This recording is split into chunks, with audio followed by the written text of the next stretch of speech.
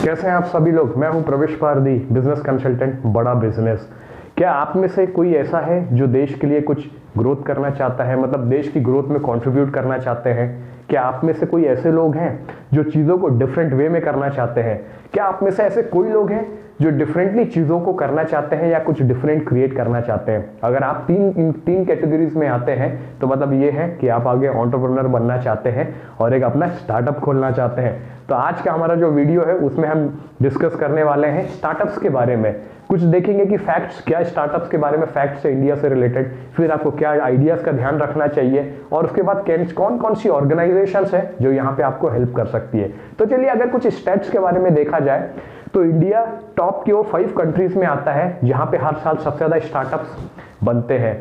वहाँ पे भी इंडिया आता है जहाँ पे हर दिन सबसे ज़्यादा स्टार्टअप्स रजिस्टर्ड होते हैं और इंडिया का नंबर यूनिकॉर्न्स में भी सबसे ज़्यादा में आता है, टॉप 5 में आता है। अब यूनिकॉर्न्स कौन सी कंपनी होती है? ये वो कंपनी होती है जिनका वैल्यूएशन 7,000 या 7.5 करोड़ से ज़्यादा रहता है। आई एम श्योर ये सारे फिगर्स देख के आप जरूर मोटिवेट हुए होंगे और अपने प्लान्स को जरूर आगे कॉन्क्रीट वे में आगे बढ़ाना चाहेंगे। चलिए अब ये बातें करते हैं कि अगर आपको स्टार्टअप करना है तो आपको किन किन बातों का बहुत ध्यान रखना पड़ेगा, क्या बहुत इंपॉर्टेंट चीज़ें हैं जिसको आप इग्नोर नहीं करना चाहेंगे। तो पहले ये चीज़ है कि हमेशा आप एक सनराइज इंडस्ट्री को चूज करिए। आप आगे जो भी स्टार्टअप करना चाहते हैं उसके लिए, मतलब आप एक ऐसी इंडस्ट्री चूज करिए कि जिसका आगे बूम आने वाला है, वो नहीं कि जो ऑलरेडी अपने पीक पे पहुंच चुकी है या सैचुरेशन लेवल पे आ गई है। अगर इस एग्जांपल देखा जाए तो फॉर एग्जांपल आप देखिए कि डिजिटल टेक्नोलॉजी जो है, अभी तो कोरोना के कारण भी बहुत सारी चीज़ें डिजिटल वे में आगे बढ़ रही है और ये और भी आगे और भी डिजिटलाइजेशन होने वाला है। तो इसलिए आप इस तरीके की इंडस्ट्री चूज करिए। इसके अलावा दूसरा एग्जांपल लिया जाए तो आगे इलेक्ट्रिक व्हीकल्स का बूम आने वाला है, तो आप कुछ इस तरीके की इनकी इंडस्ट्री भी देख सकते हैं कि आप कुछ इलेक्ट्रिक व्हीकल से रिलेटेड कुछ करें जिससे यानी कि आप ऑलरेडी सनराइज इंडस्ट्री में एंटर करेंगे। दूसरी इंपॉर्टेंट चीज यहाँ पे ये रहती है कि आपको ये एनालिसिस करना है कि लोगों की जो फ्यूचर की जो प्रॉब्लम्स है या उनकी जो फ्यूचर की नीड्स है, आपको उसको एंटिसिपेट करना है कि आप उसको कैसे सॉल्व कर सकते हैं। आप जहां उन चीज़ों को समझ गए, प्रॉब्लम्स को समझ गए, उनकी नीड को समझ गए, तो ये आगे आपके बिजनेस को और भी आगे बढ़ाने में हेल्प करेगा। इसके अलावा अगर आप एग्जिस्टिंग इंडस्ट्री में ही कुछ करना चाहते हैं तो उसमें भी आपको 2 चीज़ों का ध्यान रखना पड़ेगा। एक तो या तो आपको कॉस्ट को कम करना पड़ेगा या तो आपको एफिशिएंसी को बढ़ाना पड़ेगा।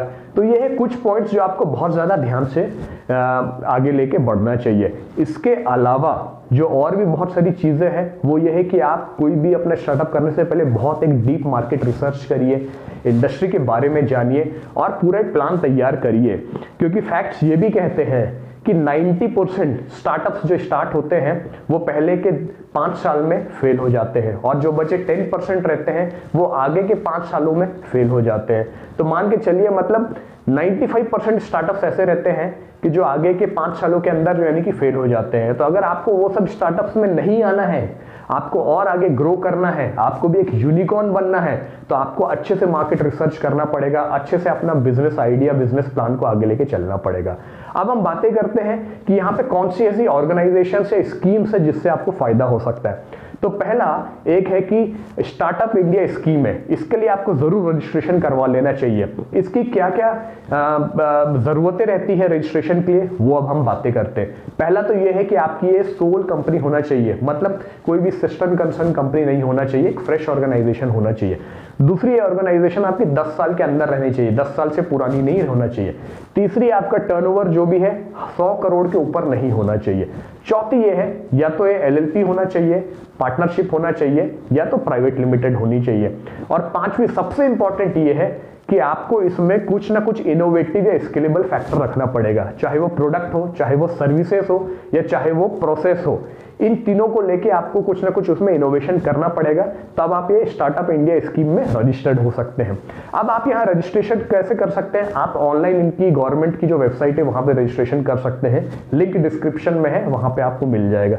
ये पूरा ऑनलाइन प्रोसेस है, बहुत ही सिंपल है, आपको कोई भी दिक्कत नहीं होगी इसमें रजिस्टर करने के लिए। आप जैसे रजिस्ट्रेशन करेंगे आपको एक सर्टिफिकेट मिल जाएगा कुछ दिनों के अंदर यहाँ से। इसके अलावा आप यहाँ जब रजिस्टर्ड होते हैं तो आपको क्या बेनिफिट मिलता है? सबसे पहले ये बेनिफिट मिलता है आपको यहाँ पे कि जैसे आपका प्रोडक्ट अगर कोई पेटेंटेड प्रोडक्ट की लिस्ट में आता है या आप उसको पेटेंट या IPR नॉर्म्स करवाना चाहते हैं तो यहाँ पे आपको हेल्प मिलेगी। दूसरा बेनिफिट ये मिलता है कि आपको 3 सालों तक के पहले तो कोई टैक्स ही नहीं देना है। गवर्नमेंट बोलती है आपने स्टार्टअप लगाया है, इतना अच्छा इनिशिएटिव लिया, तो आपको कोई टैक्स देने की जरूरत नहीं है। तीसरा, जो एंजल इन्वेस्टर्स रहते हैं आपके, उनके लिए भी टैक्स में बेनिफिट होता है। चौथा ये होता है कि कल को अगर आपको अपनी कंपनी को वाइंड ऑफ करना पड़ा तो उसके लिए भी बहुत सारे स्ट्रिंजेंट रूल्स है अदरवाइज, लेकिन अगर आप इस स्कीम के अंदर रजिस्टर्ड है तो आपको यानी कि एक इजी प्रोसेस के थ्रू वाइंड अप कर सकते हैं। और इसके अलावा जो सबसे एक और इंपॉर्टेंट चीज आती है कि जो भी गवर्नमेंट टेंडर्स रहते हैं वहां पे भी आपको प्रेफरेंस मिलता है। ये नहीं बोलते कि अपना पास्ट रिकॉर्ड लेके आइए 4 साल का 5 साल का, वहां पे भी आपको ये सर्टिफिकेट स्कीम का वहां पे भी आपको बहुत बेनिफिट मिलता है। तो ये हो गया स्टार्टअप इंडिया स्कीम से रिलेटेड। एक और ऑर्गेनाइजेशन है जिसका नाम है इन्वेस्ट इंडिया, वहां पे भी आप यहाँ जाके अपनी रिक्वेस्ट रख सकते हैं और वो आपको यहाँ पे बहुत कुछ हेल्प करेंगे। वो आपको हेल्प करेंगे कि आपका जो आइडिया है उसको एक बिजनेस प्लान बनाने में और बिजनेस प्लान को आगे बिजनेस में कन्वर्ट करने में। वो आपको जो भी गवर्नमेंट अप्रूवल से उससे रिलेटेड आपको वो हेल्प करेंगे। उसके अलावा आपको ये भी बताएंगे कि कहाँ से आप यानी कि फंडिंग्स ले सकते हैं। वो आपको अगर अपने ओवरसीज में भी एक्सपेंड करना है बिजनेस तो उसमें भी वो आपको बहुत हेल्प करेंगे। इसके अलावा अगर मैं कुछ एग्जांपल्स लूं, ये इतना बड़ा फर्म है, इतने अच्छे लोग इसके साथ जुड़े हुए हैं कि जो यहाँ पे आके आपको एक मेंटर की तरह आपको हेल्प करेंगे आपके बिजनेस को आगे बढ़ाने में।